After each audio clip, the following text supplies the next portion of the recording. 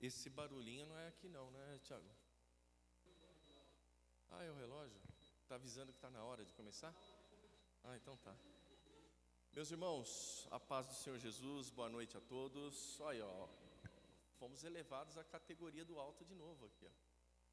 Estávamos na série B, subimos para A agora, né?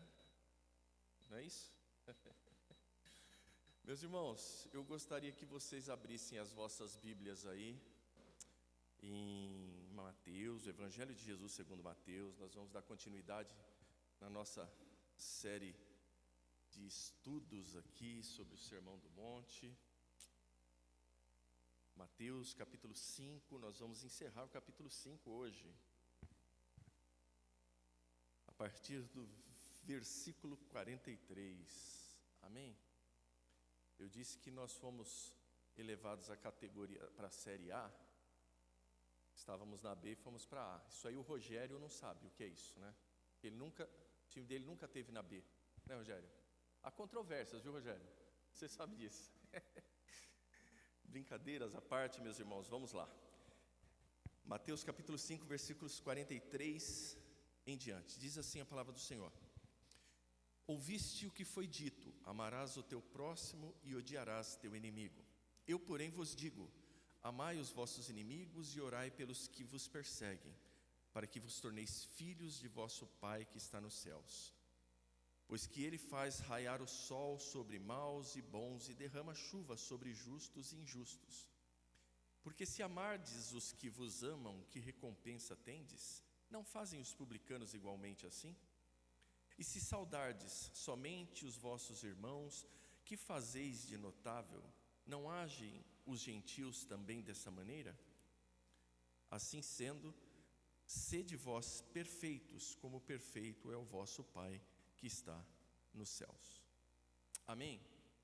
Irmãos, é comum, nós temos reparado isso nessa série que estamos estudando aqui do Sermão do Monte, é muito comum, e eu já falei isso em outras semanas, é só para nós lembrarmos, que Jesus ele está reinterpretando algo sobre a lei, não é?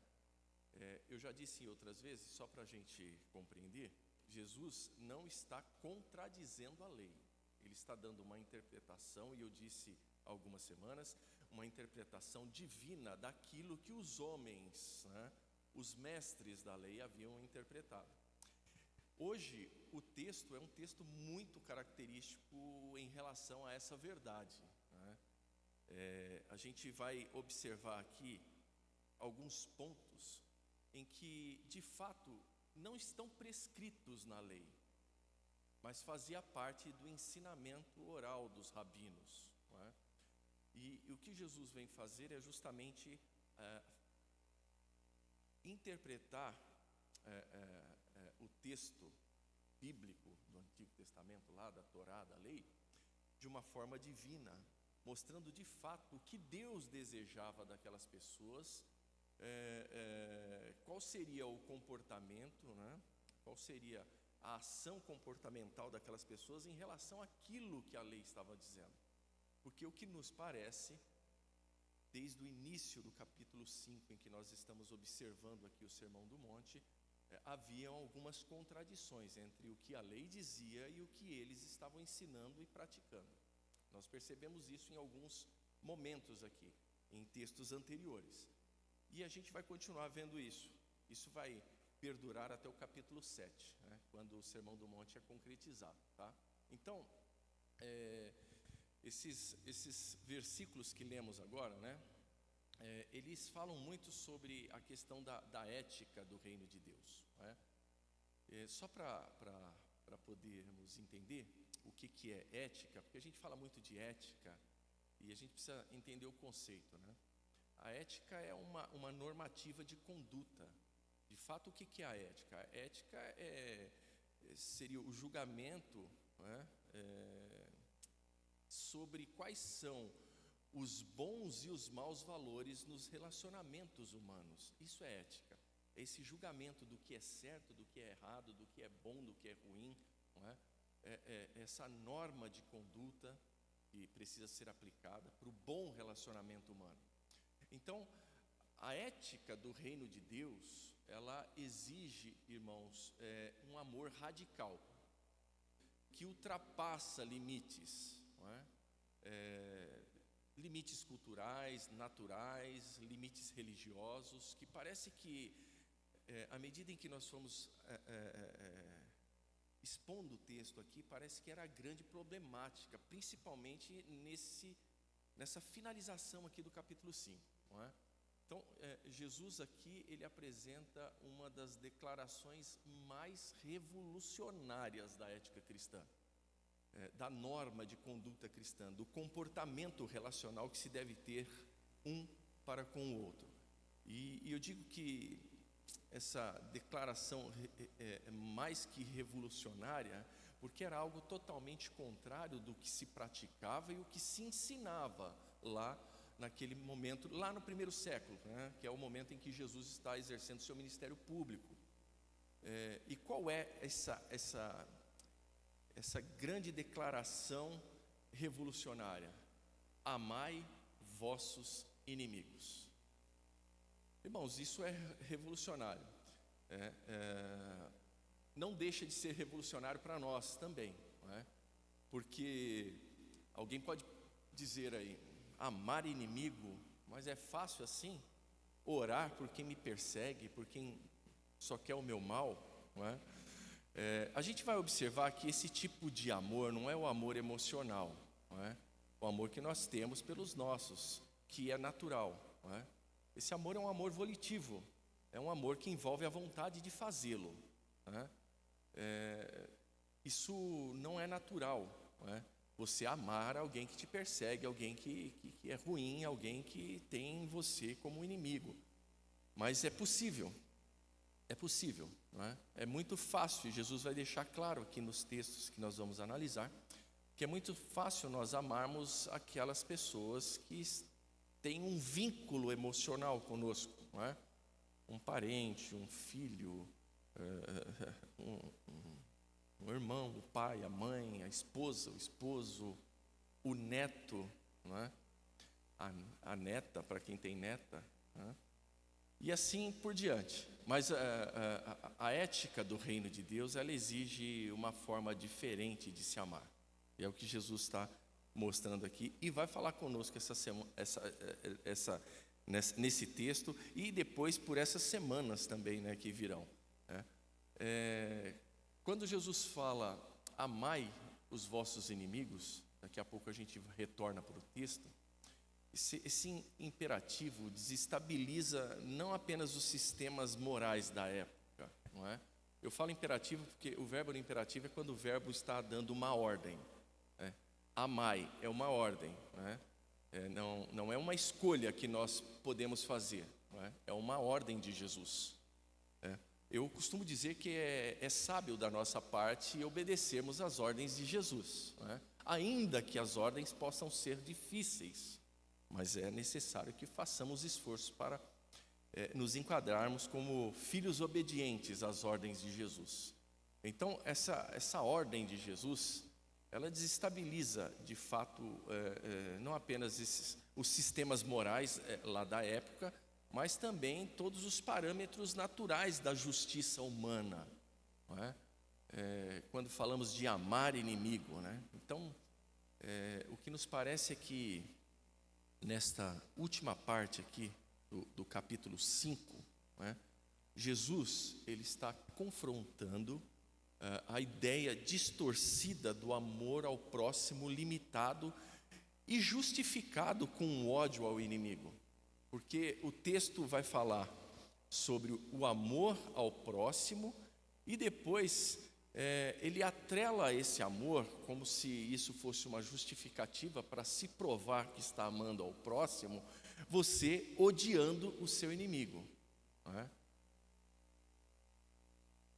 De fato, a lei, né, lá na Torá, e o texto, já vamos ver o texto lá na lei, não dizia nada disso. O texto fala sobre amar ao próximo, mas não fala sobre odiar inimigo, não é? Isso aí fica por conta do coração humano dos mestres da lei daquela época, não é? A gente vai perceber isso aí, tá bom? Então Jesus, aqui do texto e que lemos, ele apresenta, eu diria, o padrão divino de amor, um padrão divino de amor inclusivo, não é? É o padrão divino de amor que reflete de fato o caráter de Deus, não é? E esse padrão de amor divino, ele supera qualquer justiça humana, não é? Quando eu digo aos irmãos que esse padrão divino, ele reflete o caráter de Deus, ele mostra realmente como Deus age, como é a conduta do nosso Deus. Porque o caráter nada mais é que a forma de sermos, de agir, não é? Isso vai determinar o caráter. E quando nós observamos Jesus dando uma nova tratativa ao inimigo, a gente observa de fato que o caráter de Deus, a conduta de Deus, o modo de agir do nosso Deus é totalmente diferente daquele padrão humano já estabelecido. Amar o próximo e odiar o inimigo. Tá? O mandamento de amar ao próximo como a ti mesmo, ele está lá em Levítico capítulo 19, já vou ler o texto aqui com os irmãos. Ele era bem conhecido, irmãos, por todos, não é? De fato, é interessante nós ressaltarmos que a sociedade judaica, diferente da nossa sociedade hoje, era uma sociedade que estava intimamente ligada às questões religiosas, não é? Então, dificilmente, eu não vou dizer impossível, mas dificilmente um judeu daquela época, aqueles ouvintes de Jesus, aquelas pessoas não tivessem familiaridade com os textos da Torá, da lei, o Pentateuco, os 5 primeiros livros da Bíblia. Então, por quê? Porque toda a sociedade judaica ela estava estabelecida realmente na religião, não é? Diferentemente da sociedade contemporânea que vivemos aqui no Ocidente, não é? Nós somos um grupo que pertence a uma comunidade cristã, e aí é diferente as nossas ações, a nossa forma de agir, a nossa cosmovisão, a forma de enxergar o mundo, é diferente do mundo lá fora. Mas a grande maioria da sociedade brasileira do século XXI, nós sabemos que eles não têm nenhum tipo de compromisso com religiosidade, não é? E então, os judeus lá, sim, tinham. Então, esse texto ele era muito conhecido pelos judeus. Principalmente, é lógico, né?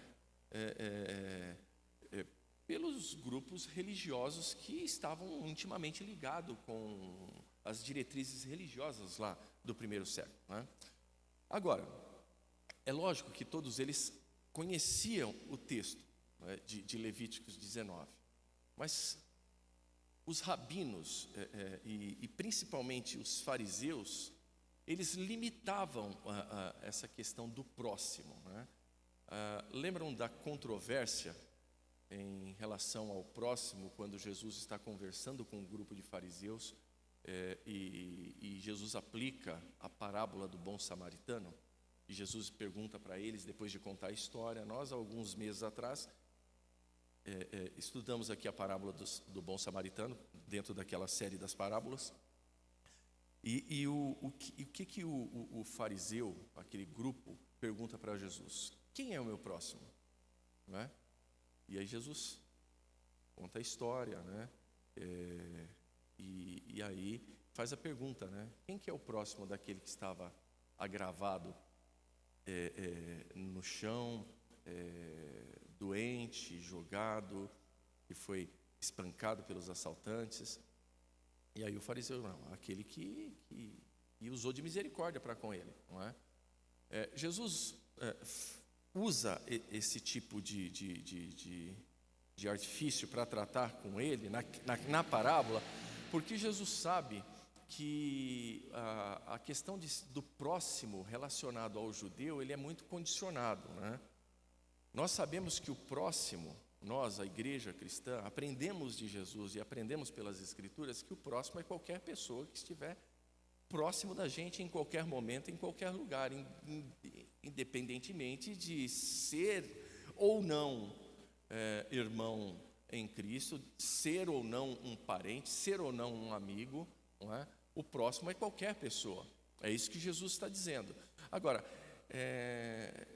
por intermédio dos rabinos, dos fariseus, os mestres da lei, aqueles professores da lei que tinham uma influência muito grande dentro da comunidade judaica, eles aprenderam a limitar o seu próximo, né? Então, geralmente, para o grupo dos fariseus, o próximo dele era alguém que fazia parte do seu grupo, né? Eles chegavam a descartar como próximo, por exemplo, até um judeu que não fizesse parte do seu próprio grupo. Por exemplo, os saduceus, não é? Então, havia essa distinção, né?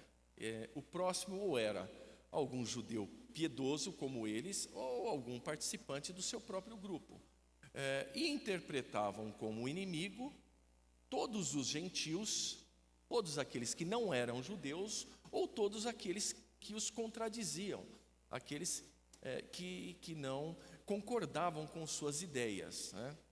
E aí estava determinado quem era realmente o próximo. Não era isso que Deus esperava que fosse, mas foi assim que eles interpretaram a questão do próximo. Então,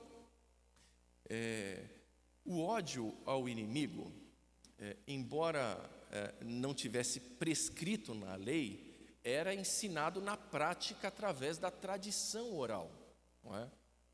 Uma coisa que é muito interessante é que dentro da cultura judaica, é que esses mestres da lei, esses rabinos, esses grupos religiosos com influência direta, inclusive até os próprios saduceus, porque dos saduceus vinham todos os sumos sacerdotes, eles eram do grupo dos saduceus.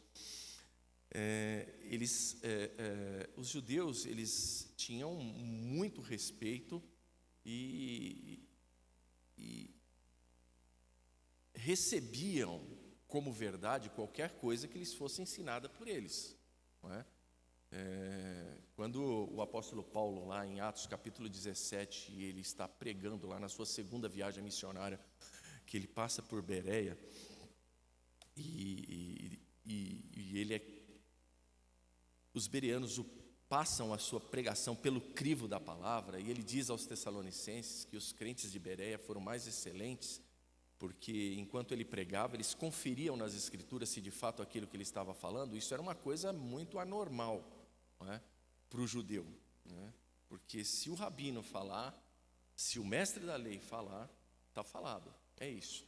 Então, muitas vezes, embora o conhecimento que eles tinham da lei era trocado pela tradição oral dos mestres, né? Então, aquilo que eles passavam para eles como verdade, eles recebiam como verdade e praticavam de fato, não é? Então, essa questão do ódio em relação ao inimigo, isso não está na lei de forma alguma, e isso é apenas uma tradição oral da interpretação rabínica da lei. Vamos lá para o texto agora, abram lá em Levíticos capítulo 19.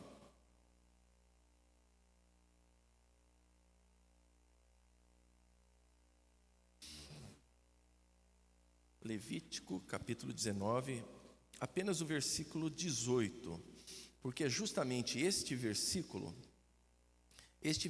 que Jesus está reinterpretando aqui em Mateus capítulo 5, do versículo 44, né?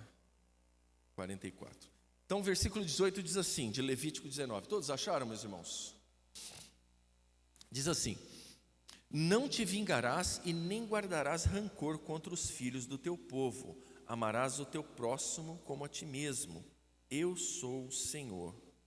E depois, se você olhar o contexto, né, e os textos abaixo, não fala nada de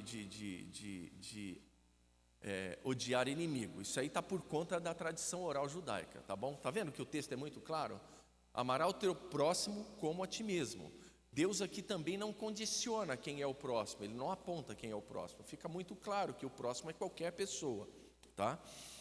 Porque não está sendo apontado quem é esse próximo. Bom, já sabemos que o texto não fala sobre isso. Isso é uma interpretação, não é? Uma interpretação dos judeus e que foi tomado como verdade, uma interpretação dos rabinos que foi tomado como verdade pelos judeus. Bom, Jesus aqui, irmãos, ele reinterpreta esse ensino de forma radical, chamando os discípulos a não se conformarem com o padrão dos escribas e fariseus. Uma coisa interessante que precisa ficar também marcada nas nossas mentes quando lemos aqui esses 3 capítulos, 5, 6 e 7, o chamado Sermão do Monte ou Sermão da Montanha, é que Jesus, ele está dando diretrizes de como se deve agir, de como se deve se comportar, né? E ele está falando com discípulos, com pessoas que estavam seguindo a ele. Então ele está mostrando para aquelas pessoas que a ética do reino de Deus é diferente da ética da tradição oral rabínica, não é? E aí, um grande problema, né? Eles vão ter que se moldar agora a essas verdades, né? Vão ter que praticar essas verdades, porque assim deveria ser. Agora, Jesus ele está chamando os seus discípulos, aqueles que não só aqui no Sermão do Monte haviam muitas pessoas, viu, irmãos? Quando eu falo discípulos, eram todos aqueles seguidores de Jesus. Não estou me referindo aos 12. Os 12 também estavam lá. Então, agora, aqui não se trata mais de reformar comportamentos. O que Jesus está falando não é que vocês precisam melhorar o comportamento de vocês. Não se trata de reformar comportamentos, mas se trata de transformar o coração e os relacionamentos à luz da natureza divina. Observe que depois nos versículos 46 e 47, Jesus já está mostrando para eles o seguinte: olha, vocês têm que agir conforme filhos de Deus, não é? Conforme o Pai que vocês têm, não é? Eu já disse isso em outros momentos, né? E eu vou repeti-lo até por uma questão didática aqui. Os filhos se parecem com os pais, não é verdade?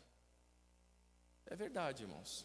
Os filhos se parecem com os pais. Às vezes a gente vê alguns traços dos nossos filhos, olha, por que...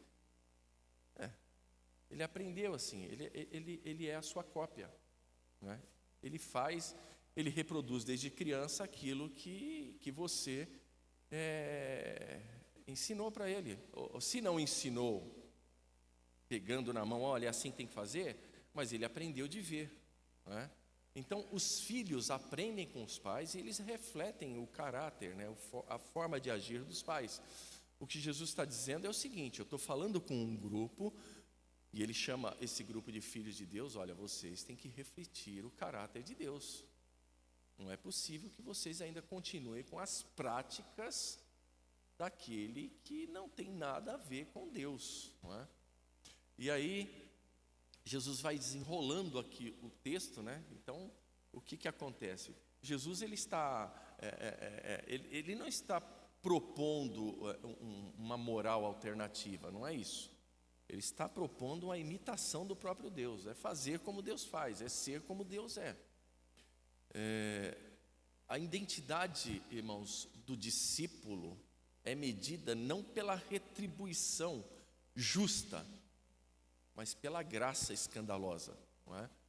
A gente não paga na mesma medida, isso nem o bem e nem o mal, não é? O discípulo de Jesus, o que Jesus nos ensina, e isso nós vimos as 2 semanas anteriores, é que nós não retribuímos, não é, na mesma medida. Nós, discípulos de Jesus, retribuímos com graça, amém? É assim que deve ser, não é? É assim que deve ser. Vamos ao versículo 43, então. Ouviste o que foi dito: amarás o teu próximo e odiarás o teu inimigo.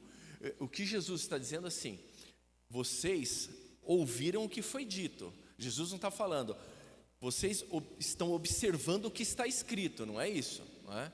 Vocês ouvissem o que foi dito. Que vocês devem amar o próximo e odiar o inimigo. Bom, a primeira parte do que Jesus está falando aqui no verso 43, no versículo 43, é da lei. A segunda não. Amém, meus irmãos? A primeira parte nós lemos, está lá em Levítico capítulo 19, versículo 18. Agora, essa questão de odiarás o teu inimigo, nós não encontramos na lei de Deus. Não é? Não existe esse mandamento. Este mandamento foi acrescentado por homens. Não é? Tem um teólogo, o Craig Kenner, ele diz o seguinte, mais ou menos isso, que a maioria dos judeus não ensinava abertamente o ódio, mas eles praticavam quando eles restringiam o amor ao seu grupo. Era uma forma de praticar o ódio, porque ele está excluindo um outro grupo, não é? Então, historicamente, a tradição judaica, ela interpretava Levítico, capítulo 19, versículo 18, amarás o teu próximo como a ti mesmo, de forma restritiva, restringindo algumas pessoas, né? Eles não estão inserindo todas as pessoas aqui. Eram alguns que deveriam ser alvos do amor do judeu, não é? Isso também até por uma interpretação errada do relacionamento que eles tinham com Deus, não é? Eles achavam que Deus era Deus deles, não é? Eles pensavam que Deus era o Deus deles, o Deus só de Israel. E isso não é uma verdade, né, irmãos? Deus é Deus de todos. Na realidade, existe um só Deus, que é de todos e sobre todos. Agora, não estamos discutindo aqui quem são aqueles que o servem, que são os seus discípulos, mas estamos discutindo que Deus é Deus de todos. Deus não é Deus de um grupo. Amém? Sabia que Deus não é evangélico, irmãos? Não é. Deus não é nosso, nós não temos o monopólio de Deus, sabiam disso? Embora que alguns ainda tentem, olha, hoje Deus vai fazer, hoje Deus vai agir. Não dá, né? Deus é Deus, né, irmãos? Tem hora que a gente precisa menos, né? Menos. Deus é Deus de todos, né? Deus não tem nomenclaturas, Ele não pertence a instituições, Ele é o Deus soberano sobre tudo e todos. O povo judeu não entendia isso. E aí, por achar que Deus era o Deus só de Israel, eles achavam que Deus não se relacionava com os outros, então não havia espaço para amar aos outros, porque o relacionamento deles com Deus, eles passavam isso para as pessoas. Pode falar, mulher.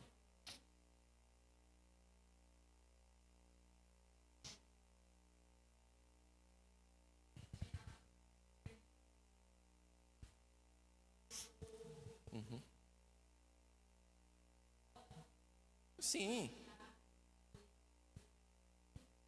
Não, tem do passado, assim, mas assim, sempre, até mesmo quando nós observamos alguns momentos em que a história de Israel, ela é repleta de guerras, de conflitos, né?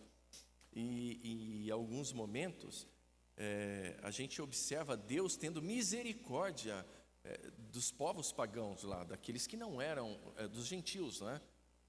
Você pega, por exemplo, o livro de Obadias, do profeta Obadias. O que o profeta Obadias faz? O profeta Obadias, o livro do profeta Obadias, a gente chama livro, né? Mas 23 versículos, né? Obadias.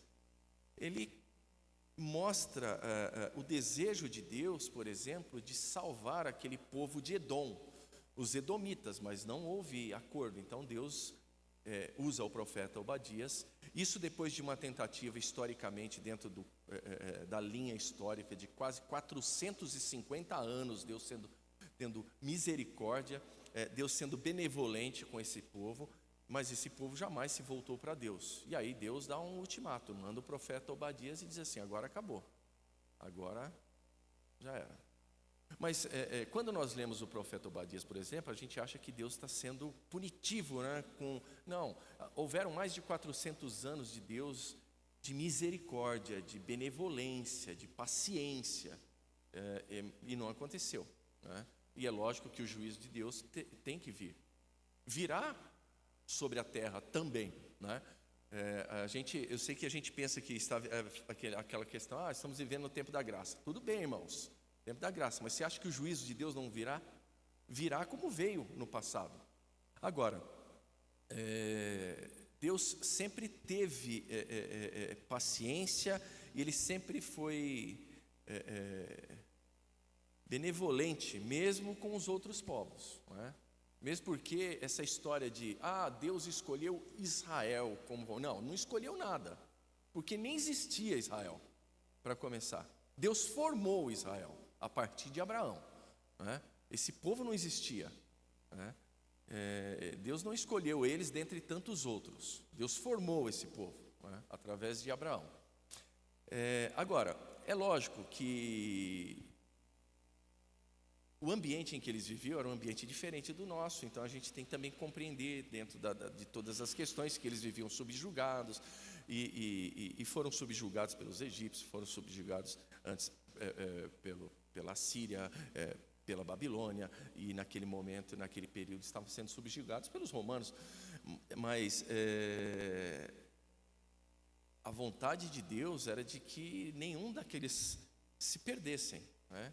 O apóstolo Pedro fala isso, né, na segunda epístola, capítulo 3, versículo 9. Ele diz assim, que o Senhor não retarda a sua promessa, ainda que alguns a tenham por tardia, mas Ele é longânimo para com todos. Ele é paciente para com todos, não querendo que ninguém se perca, antes que todos venham a arrepender-se. Então, o amor de Deus é para todos, não é?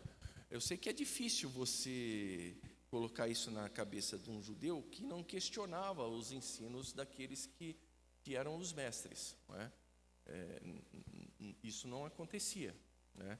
Então, aquilo que era falado era recebido e era praticado, né? Agora, Deus não desejava que o amor fosse limitado, o próximo, esse próximo aqui. Por um outro lado, esse mandamento de odiar o inimigo, ele nunca existiu na Torá.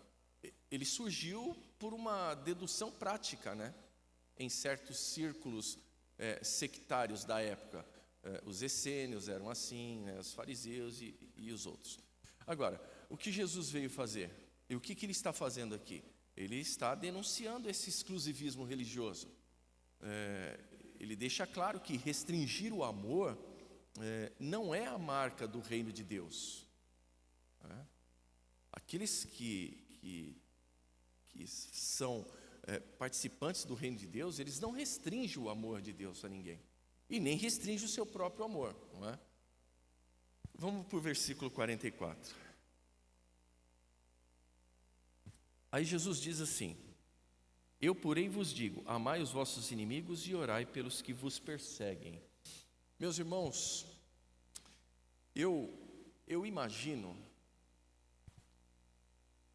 e eu já disse para vocês que eu faço esse tipo de exercício direto, eu imagino estar ali no meio de judeus, embora que eram seguidores de Jesus, que já tinham nas suas mentes algo direcionado no que deve ser feito em relação a algumas questões. E Jesus vem com essa e diz assim: olha, vocês ouviram dizer que devem amar ao próximo e odiar o inimigo. Eu, porém, vos digo, né? Olha só, amai os vossos inimigos e orai pelos que vos perseguem. E acho que isso foi uma bomba no meio do público que estava ouvindo Jesus. Isso para eles não soou como algo normal. Amar inimigo, orar por quem me persegue. E é muito interessante que o verbo aqui traduzido por amai, né, ele refere-se, como eu disse aos irmãos, a agapoi no grego, algo parecido com amor de Deus, né? Não é. Ele tem mais o sentido de um amor volitivo, né? Um amor que tem a ver com a vontade, com o desejo de amar, com o esforço para praticar tal amor, não é? Porque é lógico, irmãos, não sejamos hipócritas, esse tipo de amor é um amor que tem que partir da vontade de fazê-lo, do desejo, de se esforçar. Não é natural que o façamos, amar quem nos persegue, não é? O homem natural não faria isso. Isso não é inerente do ser humano. Nós não nascemos com essa dádiva, não é? Se não nos esforçarmos para fazê-lo, não é? Então, esse amor aqui que Jesus está dizendo, ele tem a ver com a vontade de fazer, o esforço de fazer. É um amor volitivo, não é? Vontade de fazer, e é um amor sacrificial, não emocional, como eu disse no princípio. Não é um amor que se relaciona através de emoções, não é? Não é um amor recíproco, não é? Porque não há reciprocidade em quem nos persegue, em quem é nosso inimigo, não é?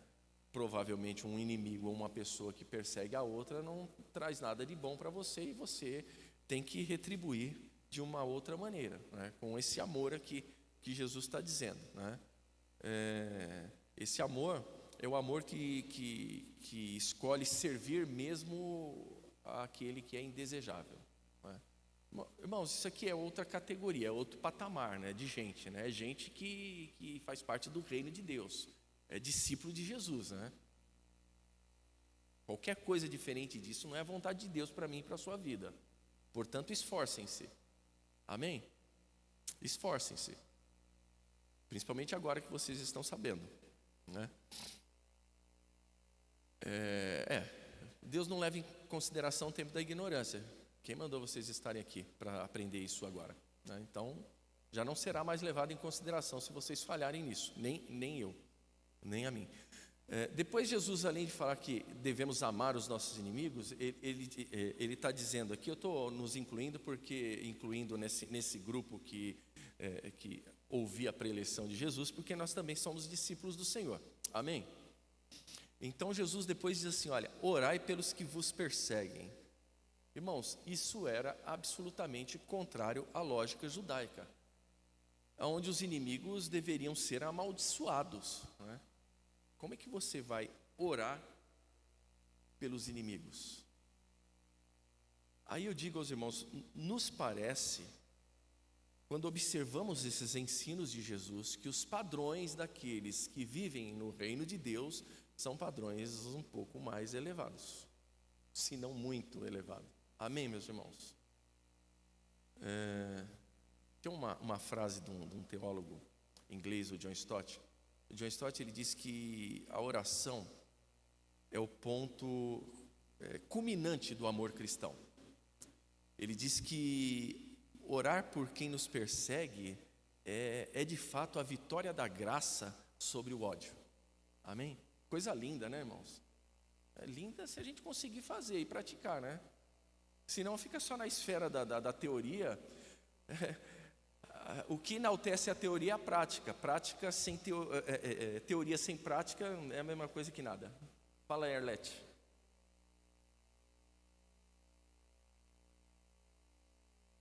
Sim. Se há realmente esse desejo de fazê-lo, esse amor volitivo, irmãos, se o Senhor está nos ensinando, é porque pode. Eu acho que a maior vitória sobre um inimigo é você transformá-lo em amigo, não é? Eu acho que isso é a grande vitória, né? Ninguém, irmãos, resiste ao amor, não é? É difícil você resistir ao amor, né? Agora, o que Jesus está nos ensinando aqui, é lógico que é alguma coisa muito diferente daquilo que se vive, daquilo que a gente vive no dia a dia, no cotidiano, daquilo que a gente também aprendeu. Embora eu não acredite que nenhum professor de Bíblia, teólogo, seja lá o que for, mestre da lei, mestre da Bíblia, não sei, ensine esse tipo de ensinamento, que nós devemos orar contra os nossos inimigos, odiar inimigo. Esse discurso de ódio não faz parte do cristianismo. Amém? Não existe no cristianismo crentes talibãs, tá? Às vezes a gente encontra uns querendo se explodir aí, né? Aí a gente sai de perto e ora, né? Não é essa a proposta de Deus para nós cristãos, cidadãos do reino de Deus. Não é essa a proposta de Deus, né? De fato, temos que agir diferente, tem que ser diferente, não é? Jesus ele ensina aqui que o amor do reino ele não é neutro e nem é passivo, ele é ativo, ele é intercessor, inclusive pelos ofensores, não é? Versículo 45. Ele diz que nós devemos orar pelos que nos perseguem. Aí ele continua: para que vos tornei filhos do vosso Pai que está nos céus. Pois que ele faz raiar o sol sobre maus e bons e derrama chuva sobre justos e injustos. Olha que coisa interessante e olha que condicionamento a nossa filiação com Deus, né? Olha o que Jesus está dizendo, porque se nós não fizermos assim, nós não estamos na condição de filhos de Deus, não é? Ele diz: olha, ame os vossos inimigos, orem por aqueles que vos perseguem, para que vocês se tornem realmente filhos de Deus, não é? Tem uma explicação que era muito comum da cultura judaica a respeito de filho, e ser filho de, quando em alguns textos da Bíblia, quando fala sobre isso implica, irmãos, em agir como. Não é só a filiação, a paternidade em si, mas é agir como ele agia. Então, é refletir de forma explícita o caráter de alguém. Isso era ser filho de, não é? Ser filho de Deus aqui, quando Jesus está dizendo aqui, é imitar a sua benevolência, é exercer a misericórdia de Deus a quem precisa, não a quem convém, né? A quem precisa, porque é assim que Deus é, assim deveremos ser. Os filhos se parecem com os pais, não é? Aí depois Jesus fala aqui sobre, tem um contexto agrícola aqui, né? Ele está dizendo que Deus, ele faz raiar o sol sobre os maus e os bons e derrama chuva sobre justos e injustos. Ele está mostrando que Deus, ele é imparcial, ele trata todos da mesma maneira, não é? O sol e a chuva, naquele período, como hoje em dia também, eram bênçãos essenciais na Palestina, principalmente num lugar que tinha pouca reservas de água, não é? E Deus, segundo o que Jesus está dizendo aqui, Deus concede indistintamente, e isso revela a sua graça comum, não é? Deus distribui a sua graça comum a todos, a crentes, não crentes, a gentios, a judeus, não é? A graça é comum de Deus, é o favor que Deus nos dá. Eu estou falando de graça comum, não estou falando de graça salvadora, tá? Isso é uma outra questão, tá bom? O D.A. Carson, um outro teólogo também, eu falei sobre ele um pouquinho na semana passada. Ele diz que os filhos do reino, eles refletem o caráter do Pai. Ele diz, principalmente, alguns traços desse caráter, que são a justiça, a misericórdia e a imparcialidade, né? Assim são os filhos do reino, né? Amém? Somos filhos do reino, irmãos? Há dúvidas? Não, somos filhos do reino, né? Eu já disse aos irmãos que o reino de Deus não é uma projeção futurística, não é? Nem escatológica. O reino de Deus é aqui e agora, não é? Lembram de Jesus lá em Lucas capítulo 11? Quando perguntaram para ele, ele falou: olha, cuidado quando disseram, ele aqui, ele ali. Não, o reino de Deus está entre vós, o reino de Deus está entre nós. Agora, depende de que tipo de reino nós vamos representar, não é? Para aqueles que estão de fora desse reino, não é? O reino de Deus está aqui agora, não é? Ele não é uma coisa para o futuro, é para agora, é para já. Nós somos os cidadãos do reino, não é? A nossa maneira de agir, irmãos, deve imitar a maneira de agir de Deus, e não os padrões e o caráter de grupos religiosos, como faziam os judeus lá no primeiro século. O grande problema deles era, de fato, seguir orientações de grupos religiosos, de pessoas, sem se atentarem realmente para aquilo que Deus estava dizendo e falando, não é? Vamos lá. Paramos aqui, 45?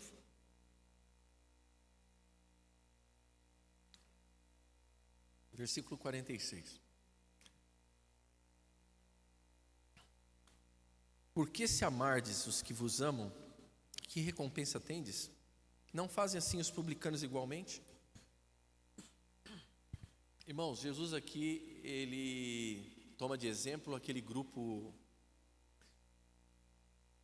considerado aí pelos judeus do primeiro século como impuros, como traidores, né? Isso porque esse grupo, eles colaboravam com Roma, né, os opressores. Esse grupo do qual a gente já falou muito sobre eles em um outro momento, que são os publicanos. E Jesus diz assim, olha, os publicanos, com todos os problemas que eles têm, né, com todos os desvios de caráter que têm, sendo traidores da nação, corruptos, injustos, eles também amam as pessoas que fazem parte do seu círculo. Eles círculo familiar, de amigos, eles também têm esse tipo de amor. Ele falou, que diferença faz, não é? Então, aqui Jesus, ele ironiza, né? Amar quem te ama não é sinal de você ser separado, de ser santo, de você ser um servo de Deus. É apenas conveniência, né? Amar quem você ama é apenas conveniência, né? O Martin Lloyd Jones, um escritor, ele diz que o verdadeiro teste da graça é amar os indignos, não é? Porque foi isso que Deus fez por nós. Agora, imagine só se Deus usasse dessa premissa, né? A gente estava fora, né, irmãos? Estava fora. Porque o que nos uniu a Deus foi uma graça, um favor que nós não merecemos, não é? Acho que é conveniente para o povo de Deus usar desta graça também para com outros. Amém? Versículo 47 agora. Aí Jesus vai falar de saudação, né? E se saudardes somente os vossos irmãos, que fazeis de notável? Não agem os gentios da mesma maneira? Quando eu falo de saudação, eu sei que saudação tem pouca importância para povos do Ocidente. Nós não ligamos, isso é coisa corriqueira. Oi, tudo bem, acabou. Bom dia, boa tarde, né? Mas a saudação para o judeu, lá no primeiro século, ela não era apenas um oi descompromissado. Eles levavam muito a sério essa questão da saudação, porque a saudação era um gesto de comunhão, de honra, de proximidade, ao ponto deles não saudarem. Por exemplo, um judeu jamais daria um bom dia, uma boa tarde, um oi, uma paz seja contigo para um samaritano. Ele não faria isso. Um judeu jamais saudaria também um publicano. Ele não faria isso. Um judeu também, dentro da cartilha judaica que eles foram ensinadas pelos rabinos, pelos mestres da lei, ele jamais saudaria um gentio, alguém que não fosse judeu, alguém que fosse de um outro país, não é? Um estrangeiro. Ele não faria isso, porque eles levavam muito em consideração essa questão de saudação. Porque saudar alguém, falar com alguém, reportar a palavra a alguém, para o judeu, lá no primeiro século, tem a ver com alguém que você tenha comunhão, que professe a mesma fé que você, que esteja dentro das mesmas diretrizes que você está. a saudação tem a ver com uma honra, com proximidade, com vínculo. Então não se fazia isso com qualquer um. E aí é o que Jesus diz. Quando Jesus fala aqui, parece que é uma coisa, mas o que tem saudar ou não saudar? Quando Jesus diz assim, olha, se vocês saudam somente os vossos irmãos, o que vocês estão fazendo de notável nisso? Jesus está falando, você, judeu, ele está falando com um público de judeus. Se vocês só se saúdam entre si, vocês só mantêm proximidade uns com os outros, honra uns com os outros, comunhão uns com os outros, que grande coisa vocês fazem. Os gentios também fazem isso, não é? E aí também, talvez, na hora da preleção de Jesus, esse também deve ter sido um momento difícil para um judeu escutar. Ele está comparando a gente com um gentil? O texto não diz, mas talvez alguns ali saíram, viu? Saíram de perto, né? Falaram, não dá para... Como em um outro momento, alguns disseram assim, dura esta palavra, né? Para Jesus, não dá para a gente aguentar isso. Isso é muito diferente do que a gente realmente acredita, vive, pratica. Pode falar, meu irmão.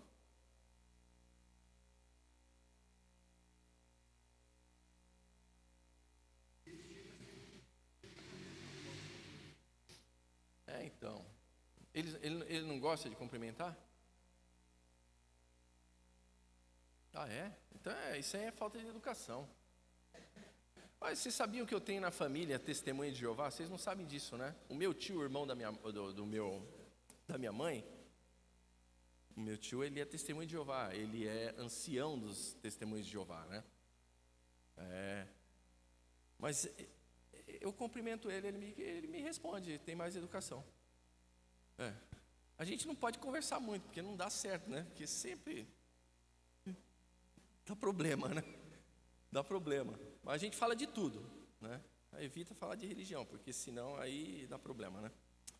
Mas eu não sei. Agora sim, se eles não têm o hábito de dar a paz do Senhor Jesus, isso aí não tem, né? Isso aí a gente sabe, né? Mas eu morava aqui, quando eu estava congregava no QEM, isso eu congreguei durante 17 anos na igreja do QEM, dava aula em escola bíblica dominical, mas eu ficava pedindo, irmãos, eles só vinham no domingo eu estava na escola bíblica dominical, mas eu pedia, bate na minha porta, e isso aconteceu umas 2 vezes, eles nunca mais foram na minha porta, eles passavam na rua, eles desviavam a minha casa, né? Eu falei, que discriminação, né? Não gosta de conversar, a gente só quer conversar. Então a saudação era muito importante, irmãos. Agora, quando Jesus diz assim, olha, se vocês se saúdam entre vocês, os gentios também fazem isso, e não há nada de diferente entre vocês e os gentios. É isso que Jesus está dizendo.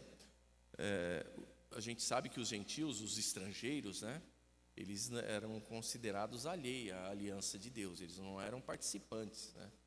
Jesus, ele afirma que se nós nos comportarmos igual a eles, aí não há diferença entre nós e eles, somos iguais, não é? Se nós como cristãos, né, como crentes em Cristo Jesus, né, fomos olho por olho, dente por dente, semana passada nós falamos sobre isso, né? Comportamento retributivo, do jeito que você me trata, eu te trato. Que diferença há entre nós e eles lá fora? Somos iguais, iguaizinhos, né? Às vezes um pouco pior, se formos honestos, né, conosco mesmo, né? Às vezes até um pouco pior. Amém, meus irmãos? Pode falar amém, que é verdade, viu? Vamos lá. Agora, a ética do reino de Deus, ela exige ir além do comum, daquilo que é natural, tá? Versículo 48. Assim sendo, sede vós perfeitos, como perfeito é o vosso Pai que está nos céus. Irmãos, a palavra perfeito aqui, foi traduzida por perfeito no português, no grego, a palavra teleios, né? Ela significa, tem mais a ver com a questão de ser maduro, tá? O perfeito aqui não é a perfeição sem erro, tá? Ele está falando de perfeição, mas de integridade moral, ele está falando de coerência com o caráter de Deus, né? O que quando eu falo integridade moral, o que é a moral? A moral é um conjunto de valores que orientam o comportamento, isso é moral.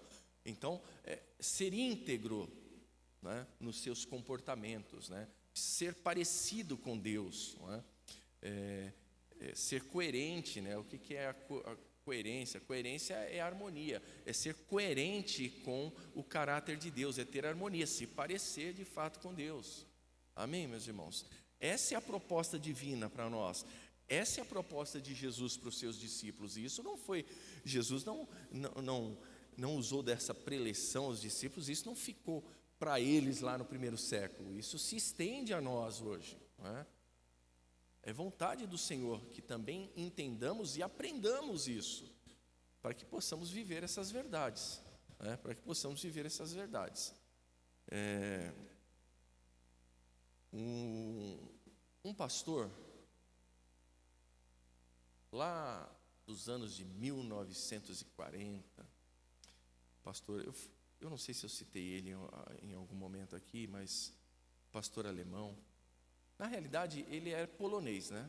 É porque depois a Alemanha tomou aquela região da Polônia. Quando ele nasceu na Polônia. Ele chama-se Dietrich Bonhoeffer.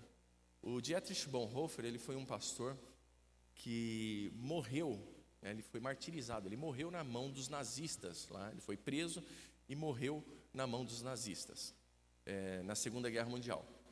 E o Dietrich Bonhoeffer, ele diz o seguinte, que a perfeição cristã é viver sem reservas para Deus. Isso é perfeição cristã. Viver sem reservas para Deus, viver sem reservas para o próximo, mesmo que isso nos custe tudo. Que coisa, né, irmãos?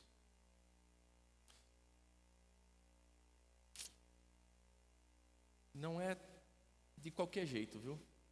Não é de qualquer jeito. Não é de qualquer jeito. Vamos concluir aqui. Já estamos quase no tempo para nós orarmos. Fala, Isaac. Uhum.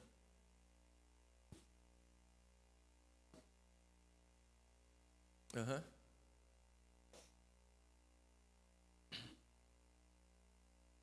Uhum.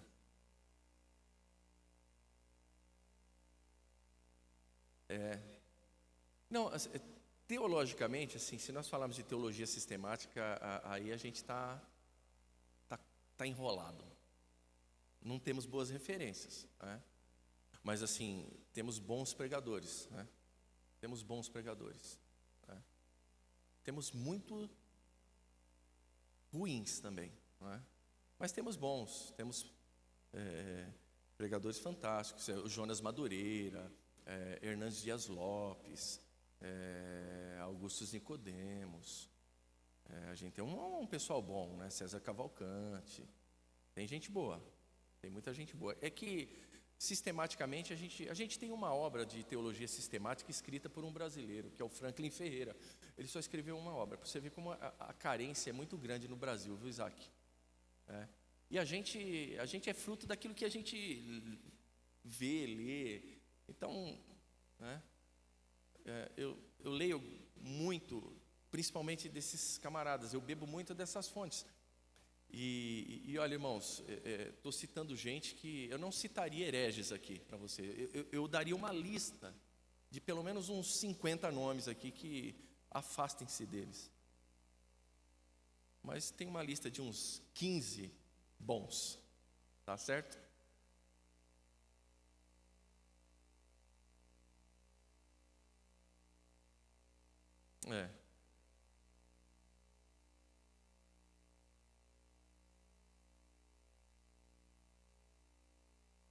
Não, Irmãos, Milena, haja vista, assim, eu vou tomar liberdade disso com muito amor e carinho, viu, irmãos? A nossa igreja é uma igreja de mais de 400 membros. Olha um culto de ensino, quantas pessoas tem. Eu dou aula num seminário, eu dei aula 15 anos num seminário teológico em Suzano. O campo de Suzano tem 3.000 e poucos membros. A sala de aula lá era 30 pessoas. Dou aula agora aqui num seminário em Poá, O Campo de Poá, 2.000 pessoas, mais ou menos. Nós temos 15 alunos na sala de aula. É complicado. É complicado. Mas a gente vai fazendo um esforçozinho. Pode falar, irmão.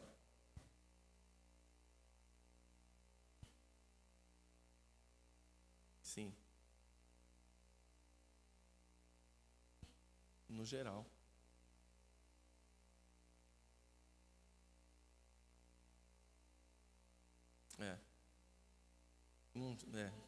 Verdade. Não é da nossa cultura mesmo. É muito mais fácil você chegar, principalmente em relação a cristão, chegar e falar assim: não, eu vou lá, Deus dá na hora. Irmãos, acreditem, eu estou há 25 anos nesse negócio, eu nunca subi aqui de improviso, nunca fiz isso. Nunca fiz isso e nunca farei. Nunca farei. É uma responsabilidade.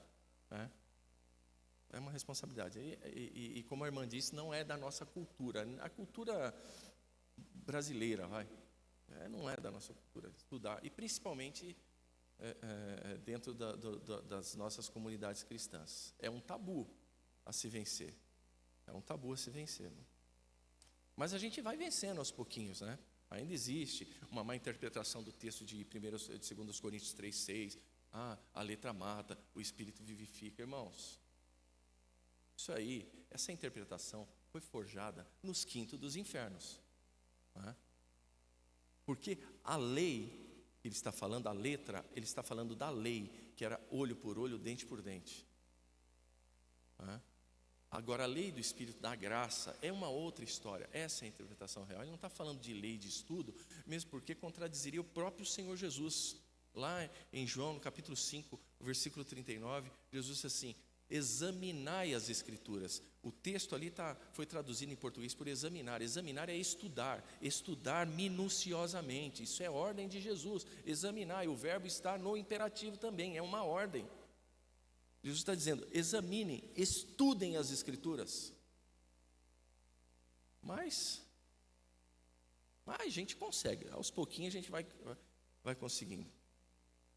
Isso aqui é a palavra de Deus, ela é rica, irmãos, é coisa maravilhosa você estudar, você se debruçar nas Escrituras, você devotar tempo a isso. Isso é lindo, é maravilhoso, transforma, ela é transformadora.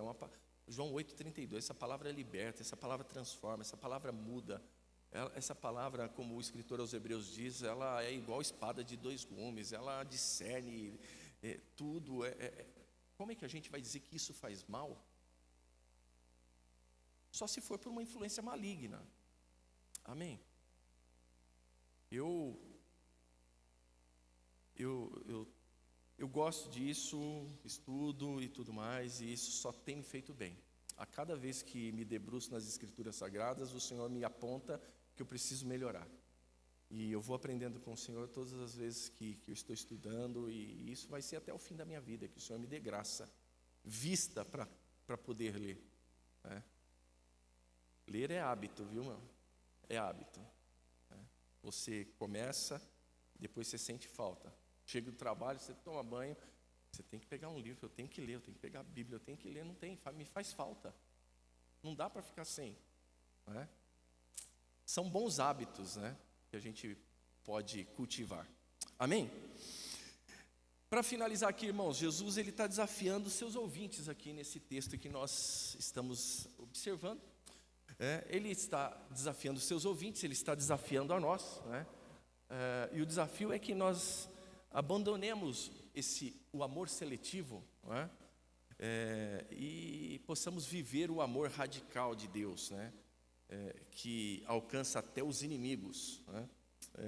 Isso não é fraqueza não, viu, irmãos? Você orar pelos inimigos, você não revidar, isso não é fraqueza, isso é o poder transformador da cruz em ação no mundo. Diante de um mundo, a gente sabe que responde ódio com ódio, diferença com afastamento. Jesus nos chama a algo extraordinário, a amar como Deus ama. A amar como Deus ama. Aleluias. O chamado de Deus é claro: abandone o amor condicionado e abrace o amor transformador. Esse é o chamado de Deus para as nossas vidas. Sabe por quê, irmãos? Porque só assim o mundo verá através de nós um Deus que ama sem medidas, não é? Sem medidas. Que de fato esse amor ele possa moldar a nossa conduta, o nosso comportamento. Que esse amor que Jesus está nos ensinando aqui, que ele renove as nossas relações, que ele revele ao mundo que somos de fato filhos de Deus, filhos do Pai Celestial. Gente diferente, mas diferente na essência. Amém, meus irmãos? Não nas vestes, nas roupas, não é isso. Diferente na essência. Que o mundo possa ver essa diferença em nós. Isso foi muito próprio quando a igreja se inicia lá em Jerusalém. Atos capítulo 2, a partir do versículo 40, 41, 42, diz que as pessoas observavam como a comunidade cristã estava se formando, como eles se relacionavam, como eles se amavam, e a Bíblia diz que Deus acrescentava a cada dia mais e mais, porque mais pessoas queriam poder provar dessa comunhão, desse relacionamento ligado em Deus. É isso que tem que acontecer hoje. Qual a diferença dos nossos irmãos do passado para nós hoje? A composição biológica é a mesma, as dificuldades são as mesmas. Eu até digo que talvez as nossas sejam um pouco menos do que as que eles tiveram, não é? Nós temos tudo aqui prontinho, ó. Eles não tinham nada disso. Por que nós erramos? Nós temos tudo para acertar como igreja, tudo. Todas as ferramentas para acertar. E ainda temos o Espírito Santo de Deus que habita em nós. Amém? Porque Ele mora em nós de verdade, irmãos. Amém? O Espírito de Deus habita em nós. Não é? Então, a gente consegue. A gente consegue. Quando Jesus diz aqui, ao ordenar que nós amemos os nossos inimigos, e oremos, né, também por aqueles que nos perseguem, Jesus ele está revelando de fato o que é o reino de Deus. Um reino fundado não em mérito, mas em graça. Não em justiça retributiva, mas em misericórdia divina. Amém? É um desafio para nós como igreja. É um desafio para a igreja. Vou citar outro estrangeiro aqui, não tem jeito. Mas agora um mais conhecido, Martinho Lutero, o grande reformador Martinho Lutero. Sabe o que o Lutero diz a respeito da marca do cristão? Ele citou assim que a marca do cristão não é quanto ele sabe da Bíblia, mas o quanto ele ama. E aí Lutero, ele diz assim, especialmente o quanto ele ama aqueles que menos merecem. Aí você vê realmente a marca de um cristão. Amém? Gente que ama. E aí quando nós lermos Mateus capítulo 5, versículo 20, quando Jesus diz assim, olha, que se a nossa justiça não exceder a dos escribas e dos fariseus, de maneira nenhuma nós entraremos no reino dos céus. Esse tipo de amor aqui, esse tipo de comportamento, esse tipo de conduta, essa é a justiça que excede a dos escribas e dos fariseus. Amém, meus irmãos? Essa excede a justiça deles. Essa é o tipo de justiça daqueles que estão marcados para viver no reino dos céus eternamente. Eu desejo, irmãos, eu fiz agora 30 anos de conversão, pouquinho tempo, né? 30 aninhos, dia 11 de junho de 95. Eu me converti. Eu não quero perder o meu tempo aqui nessa terra. Não é possível que eu passe por essa terra perdendo tempo, conhecendo e não praticando. Eu não quero isso. Eu não quero isso. Eu quero ser contado com aqueles que Jesus vai chamar para morar no reino de Deus eternamente. Amém, meus irmãos? Eu quero crer que tudo isso que eu aprendi eu posso praticar. Eu deva praticar, que isso não fique na esfera da teoria, né? Porque falar, e olha que eu falo bastante, hein? Falar até papagaio fala, né? Mas ele é salvo? Amém?